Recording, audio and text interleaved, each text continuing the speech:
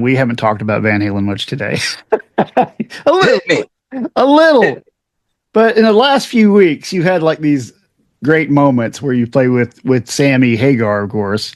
Did you ever play with him before? We played.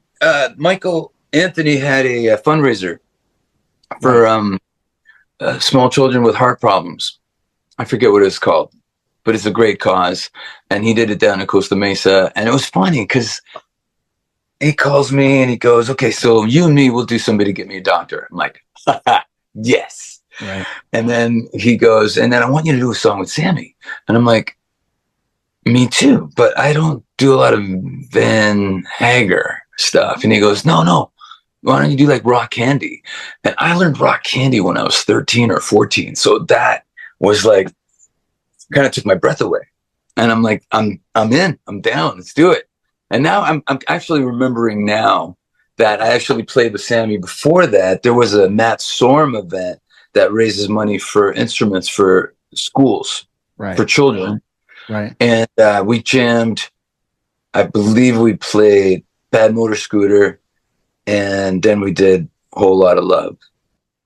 And that was jamming. Right. But 2 days later, the same band, except Richie and Orianti weren't there, but Billy Gibbons was.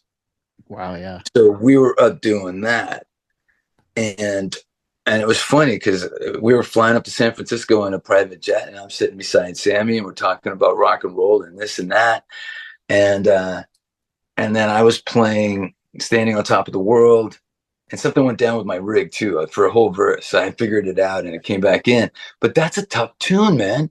All the early Van Halen stuff, you Uh-huh. can kind of sink into your brain and your blood and your fibers, and you can wing stuff. But Right. there's no winging Standing on Top of the World. It's an orchestrated. It's like, to me, when I listen to Ed and Alex on that track, it's kind of like Dutch jazz. There's like these pushes and fallbacks and all this stuff going on.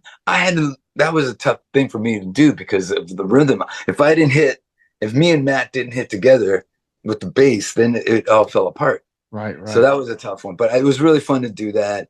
And then there was some really cool moments with Sammy, man. He was like, we're doing rock and roll in the encore. Uh-huh. And he looks at me and goes, "Hey, you want to take a verse?" I'm like, "Yeah, I'll take a verse." And then I start singing. And he's like, "What?" So he can react to it. And he goes, "I didn't know you could sing like that. You got to come to the next Cabo Wabo birthday bash." I'm like, Right. "Bring it on." I'm there. That's Yeah. cool. Steve Stevens was there too. Steve Stevens, killer dude. This is another great story. I got to tell this one, man, Go because ahead. we were rehearsing. Robin Zander was there and he saw Steve Stevens and he goes, "Hey, can we do Rebel Yell?"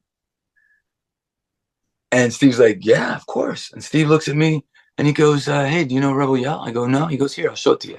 So You're we right. got Robin Zander singing Rebel Yell, and Steve Stevens showed me how to play it on guitar. And the cool thing is, I walk up to Steve later and I go, "You gave me one of the best stories ever tonight, right?" He goes, "What are you talking about?" And I'm like, "Robin Zander wanted to sing Rebel Yell, so Steve Stevens showed me how to play Rebel Yell." That's a that's a kick-ass story. And Right. he laughed, like he kind of like, "Come on, you're making me blush," kind of thing. I'm like, "No, dude, that's killer shit." Right. Right. Yeah. He was on Van Halen stories too. He was a Oh great yeah, he was a great guest. Great guy, man. That's he's a great. great dude, man. We laughed a lot. We I laughed a bet. lot.